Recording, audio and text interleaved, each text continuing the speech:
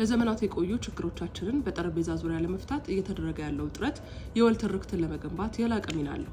ከ80 በላይ ብሔር ብሔረሰቦች መገኛ በሆነችው ኢትዮጵያ የጋራ እሴቶችን ለጋራ መግባባት መጠቀምን ይጠይቃል።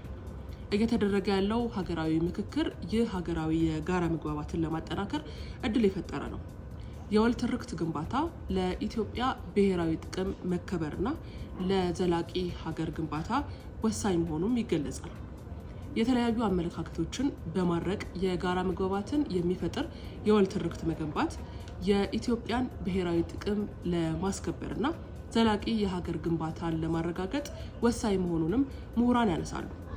የጋራ እሴቶችንና ህብረ ብሔራዊ አንድነትን መሰረት ያደረገ እውነትን ማጽናት ለሀገራዊ እድገት እንዲሁም ለሉዓላዊነት መጠበቅ ያለው ሚናም ከፍተኛ መሆኑም ተመላክቷል።